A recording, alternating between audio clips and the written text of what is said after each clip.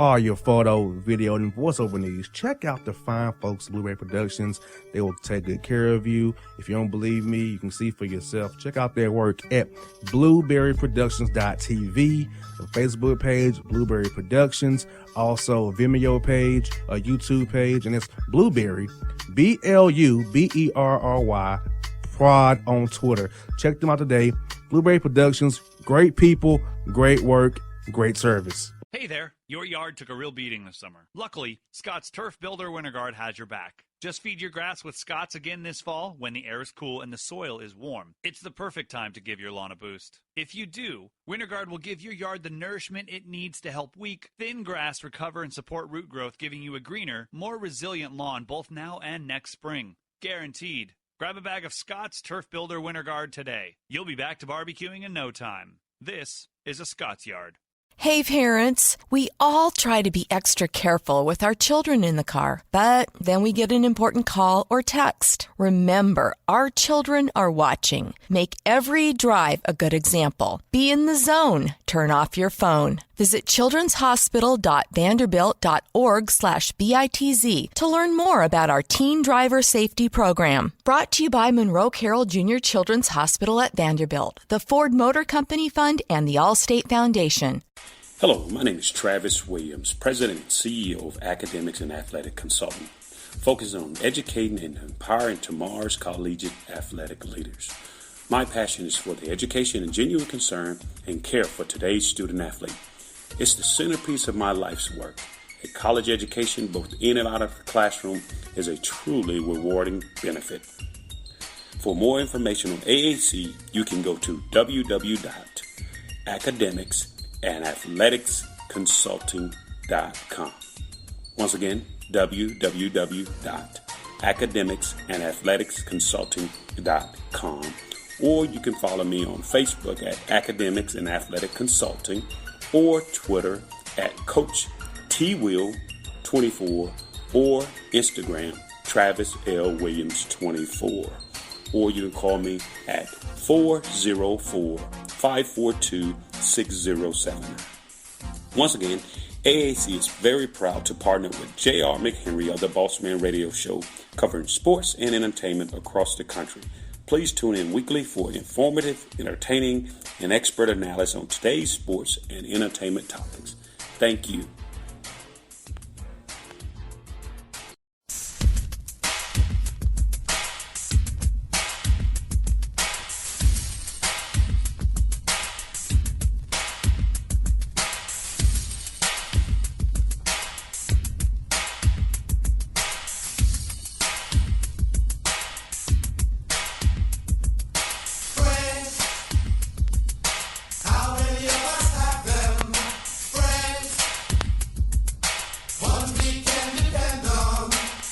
Folks are joined by Stan Van Gundy, former coach of the Pistons, Heat, and Orlando Magic, current NBA on TNT analyst, and Turner Sports. Coach Van Gundy, how are things with you guys down there in Florida, man? Well, other than the fact that we have a surging number of cases of COVID-19, everything's going well. We're keeping ourselves fairly isolated, so all is good here, but it's a little scary in the state. Coach, I know you and I are on the same way politically here. Between your governor and my governor here in Georgia and governors in Arizona and Texas, I don't know what virus they're looking at. Because I see a very dangerous virus that can kill people. And so I don't know what they're doing. And I'm worried about the bubble as well, Coach, with the cases rising in Orange County and Central Florida in general. I'm worried about the bubble as well.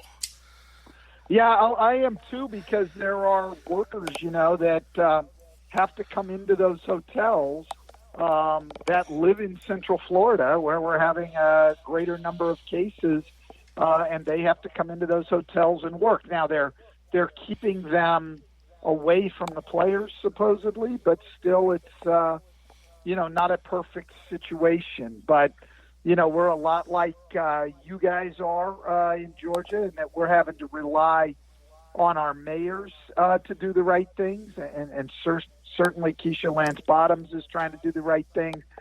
We have Jerry Dimmings, Val Dimmings' husband here, is the mayor of Orange County in Florida. He's requiring face masks be worn.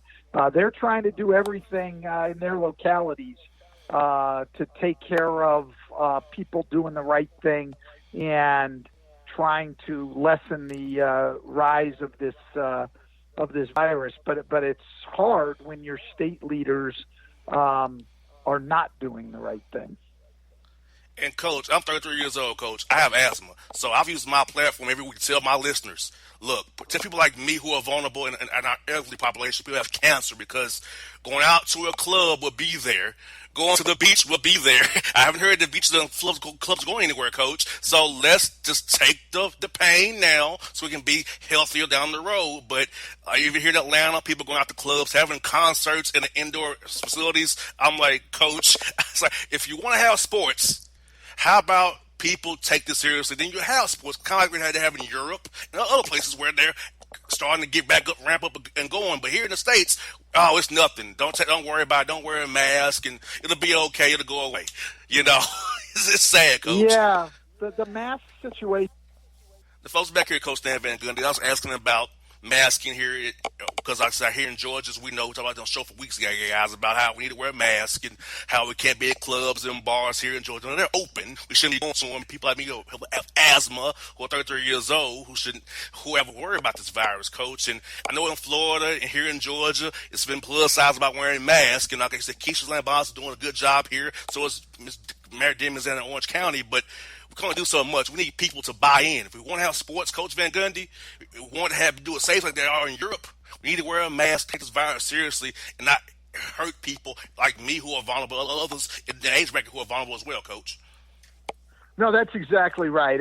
How this became a political issue is beyond me. Listen, to me, if you care about the people around you, you care about the people in your community and the people you're going to come in contact with, you wear a mask. I mean, the fact that people are out in public not wearing a mask to me just says that you don't give a darn about anybody other than yourself, and really not even taking care of yourself. So it makes no sense. It shows ignorance and disregard for other people, and I just don't understand what's so hard about putting on a mask when you go out in public. You got that right, Coach. And on the wakes of George Floyd, which happened on Memorial Day, Coach, the nation's been in an uproar about police brutality. And I know back in the 2016, you was on the side of Colin Kaepernick and the Police Coalition about that it is patriotic to kneel for the anthem. And now, full circle, almost 4 years, another election cycle, we have, hey, Colin Kaepernick was right. And seeing George Floyd being lynched on camera for 8 minutes, 46 seconds now has gotten people's attention. Now the NBACA is now getting involved with the Racial Justice Committee. So talk about that, Coach, the committee you're on with the NBACA, and finally America awakening to what you spoke about in 2016, and so with Colin Kaepernick as well, and Anquan Bolden and the Press Coalition, because, Coach, I'm 33 years old, Coach. I was the first one of my family that, quote unquote, had full rights. You know, my mother's 69, my dad's is 79 years old. So I'm the first one born in 87 with full rights per se. And I still don't feel full rights, Coach, because I feel like I'm still have to go over my shoulder. I feel like I'm not safe. I'm not equal. So I just don't feel great about life a lot of days because I have to drive differently, Coach, and kind of not go this part of town still in 2020. So talk a little bit about that, Coach. I know you've been an advocate for us in the black community about these things, Coach. Well, I would say this, first of all. I would think if you are truly patriotic in this country, then you want your country to be as good as it can be, and that you should constantly speak out about the failings of this country and how we're letting our citizens down. That's what patriotism is to me. The people who will accept less than the best out of their country are not being patriotic at all. I just, that part I have never understood. And look, you were right at the end of what you said, in that you still don't have anywhere near full equality. I mean, look, the slave trade started 400 years ago, and we have not had a time in our history where we've embraced anywhere near equal rights for blacks, or for any people of color, quite honestly. We have never had that. We went from slavery to Jim Crow to using the prison system to delegitimize black people through mass incarceration, the phony war on drugs, and all of those things. And now we're in a time where people still have to worry about public officials, police officers, endangering their lives, killing them, using excessive force. So this is a tragic history we have in this country, one that we have not been willing to face up to. And to me, and I think to the Coaches Association, that one of their focuses is on education, is you can't correct a situation that you don't know about, that you're not educated on, and that you refuse to face up to. And so I think that's the first part, is us understanding our racial history in this country, being honest about it, and then starting to identify ways that we can get to full equality. And this idea that there is anything out there in this realm that is too radical. I've heard people talk about, defunding the police is too radical. You hear people talk about, reparations as being too radical. What was radical was slavery. What was radical was Jim Crow. What is radical is how we imprison people. And so we need radical solutions. We need a lot to overcome the damage that has been done throughout the entire history of our country. And I'm proud of the NBA Coaches Association. I'm proud of the players who are speaking out. I'm proud of anyone who is speaking out on these things and who is willing to put in their time, put their reputation on the line to make things better. And, Coach, what was sad for me, Coach, is that I got an email from a listener, and they're an outlier. They told me that I was wrong and I'm a supremacist because I'm talking about these issues, and said I've made it. I said I have not made anything. The Lord blessed me with a job to work for Atlanta Hawks, have a radio show, but I'm still black once I got the radio show or leave the Phillips Arena. I'm still a black man. Have to worry about, it could be me. It could be me being Ahmaud Arbery or Breonna Taylor or George Floyd or anybody one can name. And I'm like, Coach, I feel like with the platform I have, 1 million listeners here in Atlanta and around the surrounding area, we have to talk about these issues now, because now we can't run from it anymore. We have to discuss these issues, get people aware of this, because you have to teach them just by the facts and realness and not conjecture or conflation. And you're straight, so am I. And I feel like that's how we can reach people who had their ears closed for all these years. Well, yeah, and I think the one thing, look, NBA fans in Atlanta can be really proud of is the head of the NBCA Committee on Racial Justice is Lloyd Pierce, the coach of the Hawks, and the time and effort he has put into this, and because he's been out at these protests speaking and things, and when the very first meeting of the committee, which I was lucky to be on since I'm not coaching, it was nice of him to bring me in, but Lloyd started off the conversation with, giving sort of his own viewpoint on things. And he said exactly what you had said. He was on the Zoom call. He was wearing, his Atlanta Hawks t-shirt. And he said, if I go outside without this shirt on, I'm not the coach of the Atlanta Hawks. I'm not anything other than a black man in Atlanta, in the South, and I'm as endangered as any other black man. And I'm saying that very matter-of-factly. When Lloyd spoke to the coaches, it was with a great deal of passion. And what you say is right. Listen, my own awareness on these issues has been raised because obviously, coaching in the NBA, and even when I was coaching in college, the people I work with, players, other coaches, are predominantly black men. And when you hear their stories of their own lives growing up and of their families and of their communities, but then even what goes on with them when they're NBA players. I have not coached a player, to my knowledge, as wealthy as they can be, who hasn't had a time, even as an NBA player, being pulled over driving because they're in the, quote, wrong neighborhood. Why does a black man have a car that nice? Why is a black man, living in this neighborhood? They all get pulled over. The bottom line is you can't earn your way out of being black.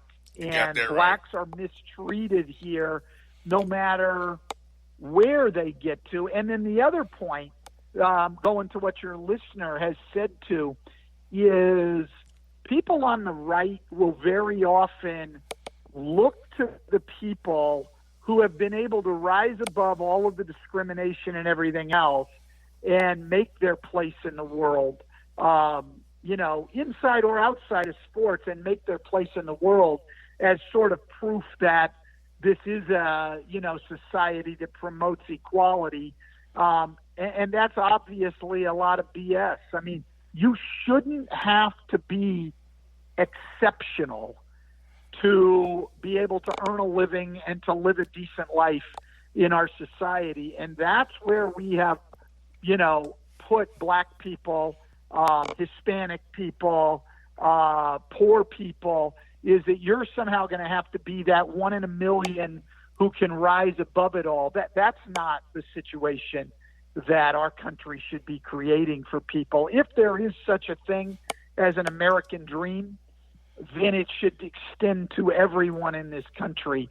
And I think every American should want that. And I think the people that demand it and protest for it, whether it's in the areas of police accountability or criminal justice reform or better education or income equality or any of that, those are the true patriots, because they are wanting what is best for our country. If you're someone who will accept less than that, to me, you're the people being unpatriotic. We had Lloyd Pierce on 2 weeks ago, Coach, and he was very powerful on the show.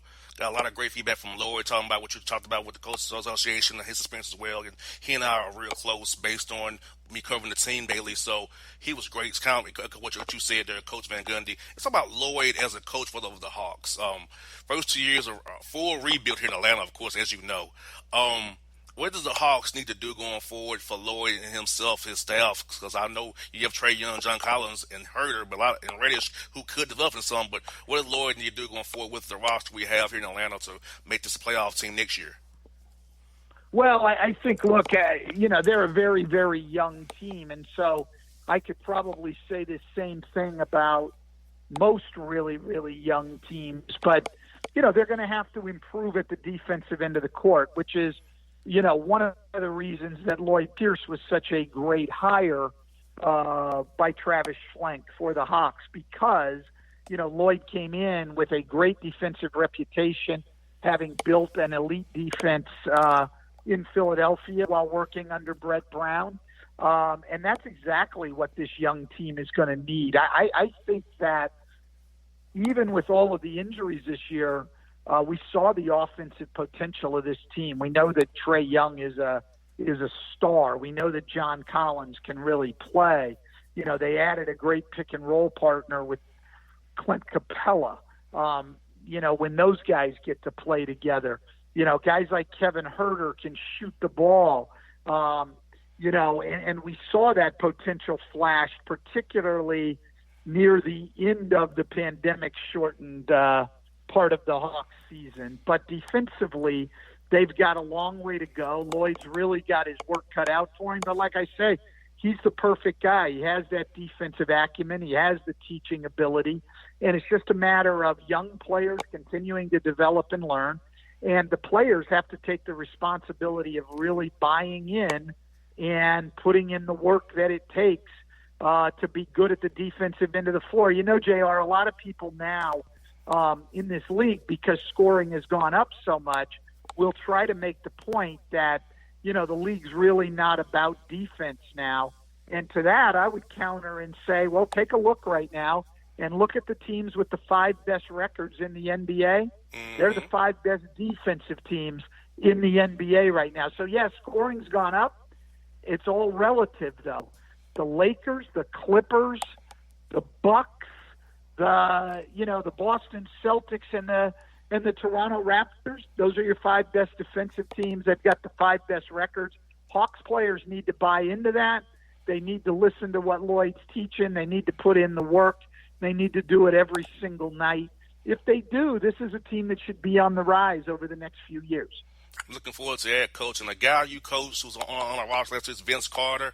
I enjoyed covering Vince the last 2 years. He's such a nice man, open man, willing to talk to you about anything from his life back in Florida to any topic. It was on Vince Carter would talk to you about it on and off the record. So you coached him, the Magic, Coach. So how's he the coach as a player? And what do you see Vince's future as as a broadcaster, or we get into coaching maybe? Because I think he can coach if he wanted to.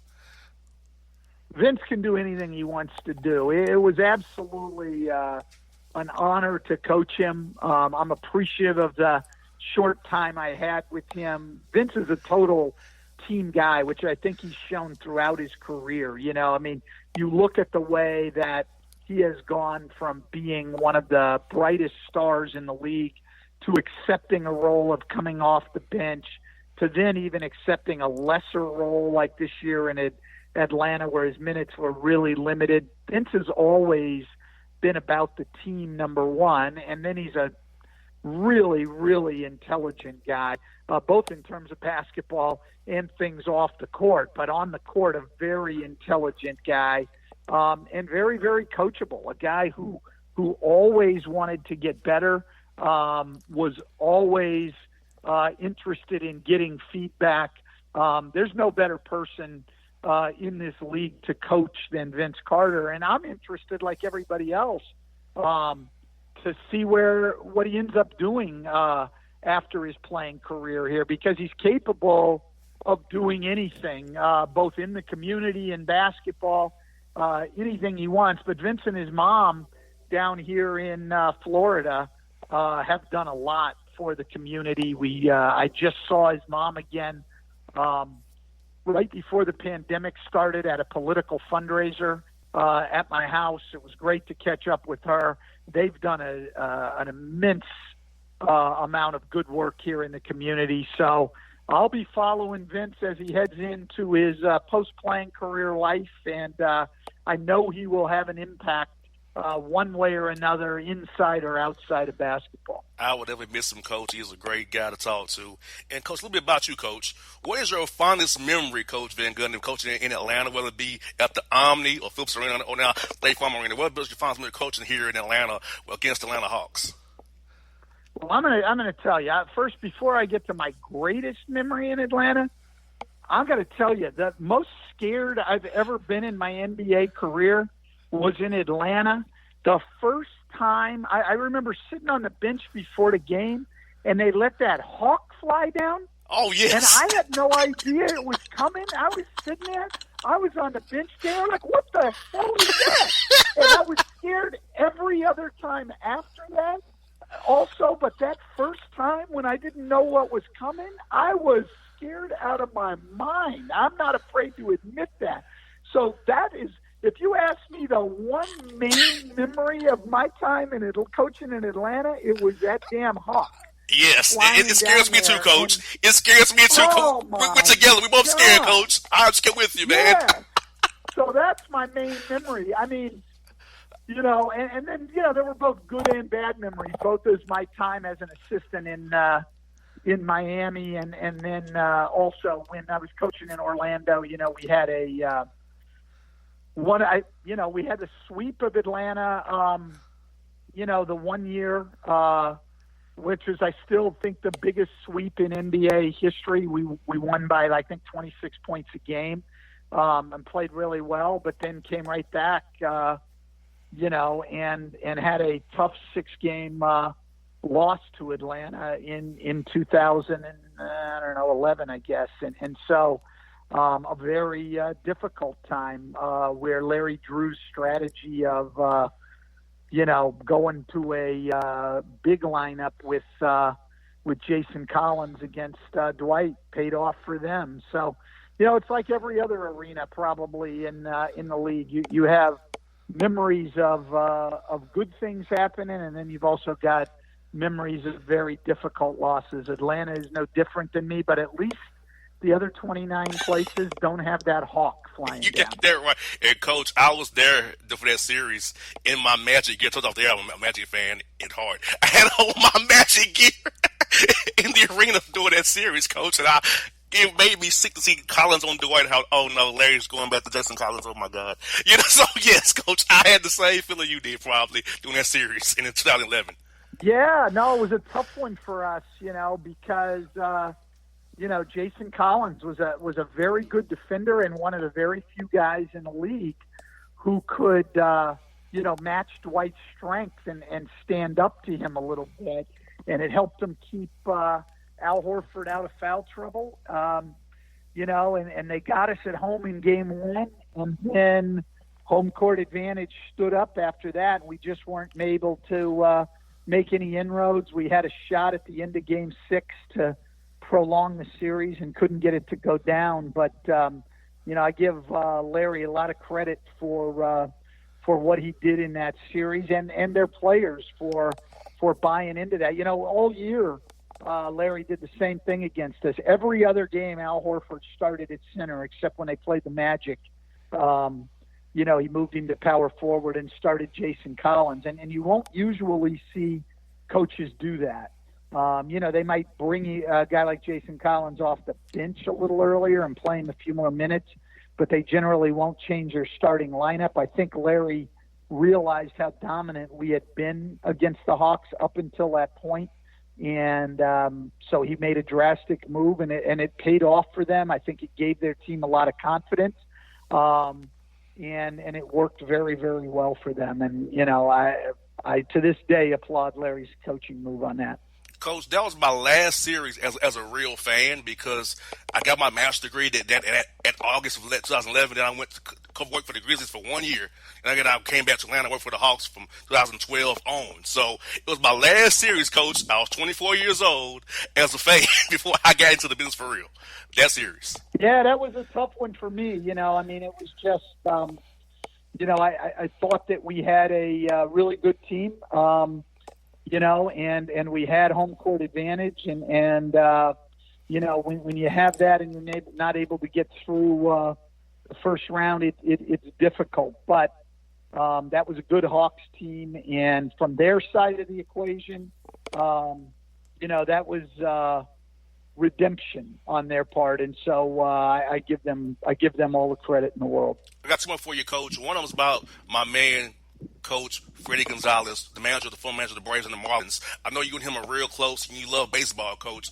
Talk about how you and Freddie formed a friendship, and you love a baseball. I know you love the game of baseball, Coach. I know you love it so much, man. So talk about Coach Freddie Gonzalez and baseball, man, and your love of it, Coach.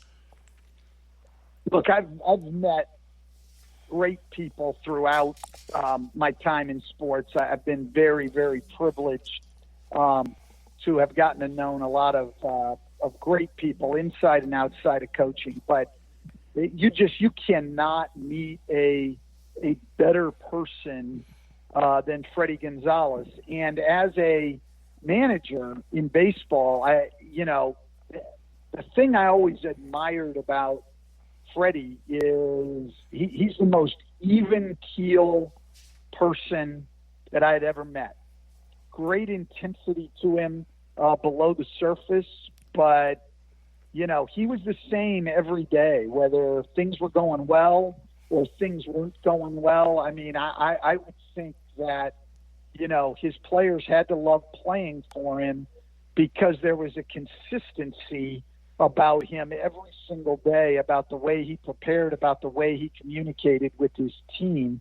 And so not only is Freddie a great friend, but somebody that I've learned a great deal from and that I have immense respect for. We met a long time ago. Our sons were kids. They're both grown now. In fact, his son's working for the Detroit Tigers organization, but they were both playing at the same park down in Perrine, south of Miami. And Freddie and I would see each other down there at kids' games. His son was a little older than mine, and then I was a Marlins fan at the time, and he was working for John Bowles, and so we got to know each other, saw some games, and then when he went to work for the Braves, we'd seen from time to time there, and and then have just followed his career and try to see him at least at some point every summer. We got over and saw the Marlins last year in Tampa Bay for a couple of games, and on the night in between the games was able to spend some time with him, and saw him every year when he was managing the Braves, and obviously they had spring training down here in Orlando. Any day that I get to see baseball is a good day, and any day I get to see Freddie and baseball in the same day is a great day. I miss going to Disney for spring training, Coach. I missed that trip this year, unfortunately, because of the pandemic. But I hope to do it again soon if we ever get these cases down. I mean, it's tough because, it's even baseball as they reopen, nobody's going to be in the park. And even more so than any other sport to me, baseball is, at least for me, it's always been an in-person sport. Not that I don't watch it on TV, I do. But of all the sports to me, the biggest difference between the TV experience and the in-stadium experience, the biggest difference is baseball. There's not much in way of entertainment that I'd rather do than sit out on a nice day at a baseball game. The slower pace of the game to me is an advantage. You've got time to have conversation with the person you're with.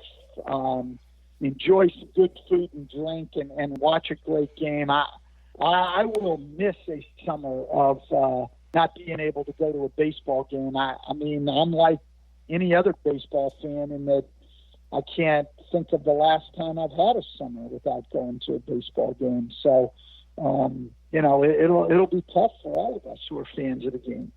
That's one, Coach. They coach for the Pistons, but some of the Pistons is very unique, and it's John Mason, Coach. I know he always kept the crowd excited, his introductions. So how was it, Coach, to be the coach of the Pistons with that guy hyping your crowd up and pumping the crowd up before, doing timeouts and after the game as well? Yeah, no, fun guy. I mean, and someone who put a lot into it. I think if you have people like that in your organization, it's what really makes the pro sports experience, because what that all comes from, not only is John a great performer, but where it comes from is that he absolutely loves the fans. And so he wants to do a great job for them. And when you have people like that, they just make the experience for the fans. And he tried to bring that every single night in Detroit. And look, it's been a tough, long stretch for the Pistons. I mean, one playoff experience, one playoff series last year, 2019, one when I was there in 2015, none the 6 years before that. It's been a long time, and so it hasn't been easy to be a Pistons fan. But guys like that are working hard every night to make the experience as good as it can be, and I've got great respect for that. Coach Van Gundy, thank you for your time today. I told you off there, I covered you when you was the Pistons and the Heat and the Magic with the Hawks. So I'll see you, and I'm thankful for your time today, Coach. Hope when you come to Atlanta, work for Turner. Hopefully, maybe get some dinner sometime. I'll text you off air so you have my information. But hopefully, we'll see you real soon. And a friend of mine, yours, Coach Tyndall, he speaks so highly of you, Coach. I know when he first lost his gig, and he said how you reached out to him and gave him some confidence and keep his head up, and he really appreciates you and your friendship with him, actually. Because Donnie's a great friend of mine as well. Yeah, and a good man, and now back in the college game. So, it's Chipola Junior College. So, I'm sure you will see him have great success, and eventually you'll see him back on a Division I bench. He's too good at what he does to not get back there. Coach, stay safe. Hope to see you soon, Coach. Thank you again for your time today. I really appreciate this interview. It's been great. Thank you very much. Yep. All right. Bye-bye.